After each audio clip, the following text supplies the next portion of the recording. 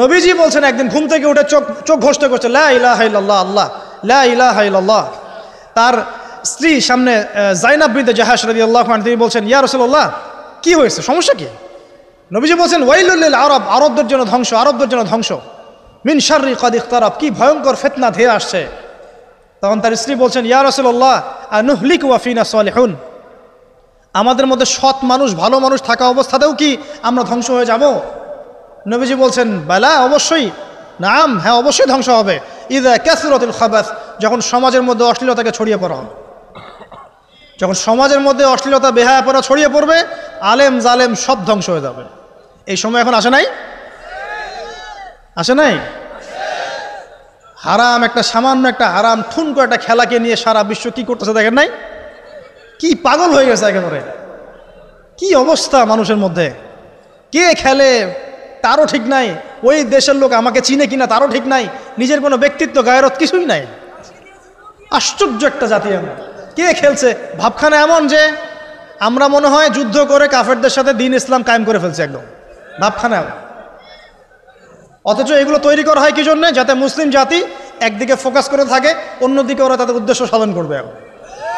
সারা ওয়ার্ল্ডের চেহারা একদিকে ফিরাইছে, এদিকে দেখো, এই যে খেলা দেখো, আর বাকি পিছনে যে কাজগুলা ঠিকই করছে ওরা। দেখবে কি কাজ করছে কয়দিন পরে দেখতে পারবে। পাবলিকলি আমি বললাম না, কারণ বললে সব বুঝবেন না আপনারা, আর সব জায়গায় সব কিছু বলতে নাই। ওদের উদ্দেশ্য ওরা কখনো ভুলে যায় নাই। ওরা চাচ্ছে সারা বিশ্বটাকে শাসন করতে এবং মুসলিমদেরকে দমন করতে, এবং আপনাকে খেলতামাশায় ব্যস্ত রেখেছে। লাচো এখন যুবকদের কোনো হিতাহিত জ্ঞান পর্যন্ত চলে গেছে এখন। হিতাহিত জ্ঞান, তোমাকে এইভাবে চুল কাটতে কে বলছে? তোমাকে এইভাবে চুল কাটতে কে বলছে? এদিকে একদম ছিলে রেখে দিছো, এখানে মাঝখানে উঁচা একটা ময়ূরের মতো রেখে দিছো, মানে এভাবে চুল কাটতে তোমাকে কে বলছে? কে তোমাকে মেসির ফলো করতে বলছে? তোমার জন্য রাসূল সাল্লাল্লাহু আলাইহি ওয়াসাল্লামের বাবরি চুলের সুন্নত নাই? আজীব একটা ব্যাপার। দাড়ি রাখছো, বিরাট কোহলির মতো দাড়ি রাখছো, কেন? রাসূল সাল্লাল্লাহু আলাইহি ওয়াসাল্লামের মতো ছাড়া দাড়ি রাখতে পারো না? আশ্চর্য। আমাদের আদর্শ চিন্তা হবে না?